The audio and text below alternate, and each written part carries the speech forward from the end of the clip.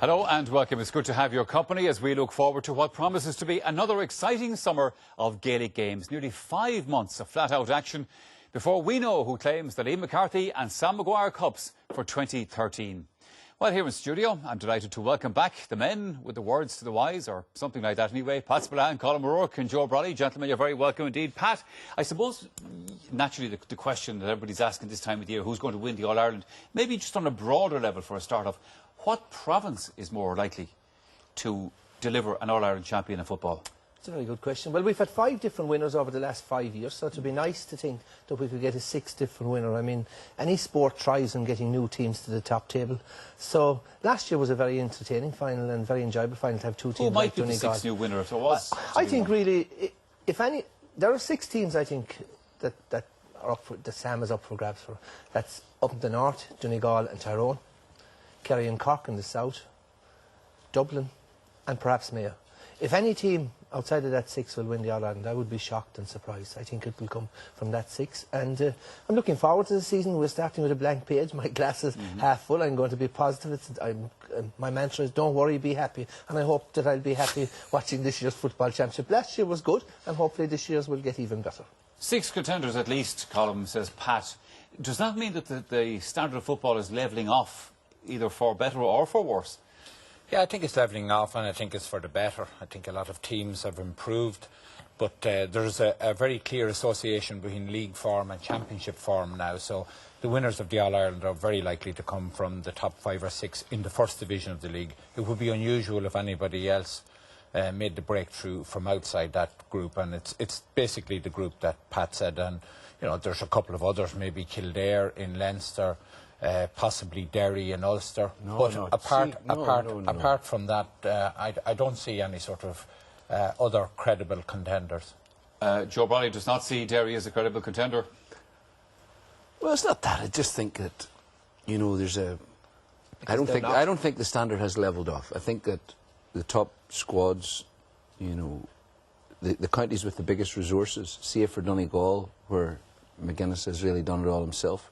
The counties with the big resources have powered on. They've become like inter-provincial rugby teams now.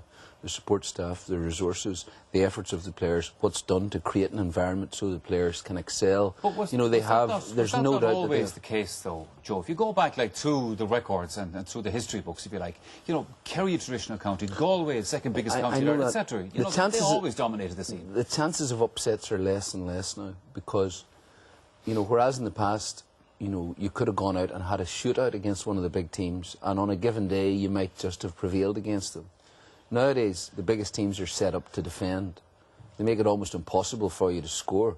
I mean, for a corner forward nowadays in Gaelic football to get 2 points from play, you know, against one of the better teams, that's a superb day out for him. He's kicking from the sidelines, left or right foot. He's got a split second to do it. I mean, a corner forward, a good forward's job nowadays is mainly to lay the ball off to the men who are coming through. You know, the game has changed, but the point is this, that the blanket defence has meant that the big teams who are doing it very, very well are very, very difficult to score against. Yeah, but there won't criticise St. Joe now, but the main reason why the top teams can't be caught is because of the backdoor system. You know, if they're caught once, they seldom are caught again. So I think the backdoor system has meant, since it was brought in, that it's been always one of the stronger sides. There's no chance of a new team coming about, even though they're putting in as much effort in training and putting whatever whatever resources they have available. Like, obviously, it is always going to be tilted in favour of 5 or 6 of the teams with the biggest population, the best tradition, and the greatest financial clout, which is important now. Well, yeah, but you know, the point is, why is the greatest financial clout important? Because all the backup team that you have been talking about, all the different. Oh, sorry, from that perspective. But I would disagree in one sense and Joe in the sense. I don't think the gap between the top and the weak is as large as it used to be. I think that the gap has narrowed. The weak have certainly improved, but I don't think there's any. I wouldn't consider any of the 6 I mentioned as being really great, unbeatable teams. So I think the top teams, I don't think the standard of top teams is as high as it used to be. So the gap has levelled. Yes, you will get shocks, and a Division 4 team in football is capable of defeating a Division 1 on a given day. But like Colm says, I agree with you. In the backdoor system, you can beat a big gun once, but in the backdoor system, where the big gun gets a second chance, the cream will always come to the top. The difference is this, Pat, I think that you know, in our day, and I mean, I include all the sort of all the 90s football as well, you know, games were often a roller coaster, and you know, you weren't able to control games. Teams didn't. The art of winning wasn't preeminent. The art of playing football was the thing that was important then. Nowadays, it's the art of winning. I mean, if one of the top teams gets to the last 10 minutes and they're 4 or 5 points ahead, the game's over. They'll kill the game. There'll be the imaginary hamstring. There'll be the fouling out in the defence, the fouling around the midfield. There'll be all sorts of ruses used. What about Tyrone, the Division 1 final this year? The point is the greatest winners of all, Kerry, 2 years ago in the All-Ireland final, lost the game with 7 minutes to go when there were 4 or 5 Yes, times but the difference between Kerry and the other teams up until the advent of Brosnan is that Kerry haven't played a modern, you know, a modern state-of-the-art blanket defence counter-attacking system, but they're playing it now. How did Tyrone lose the Division 1 league final against Dublin when they were winning, and they normally close the game out and Dublin won it? But you were talking about 1 point. That's a different matter.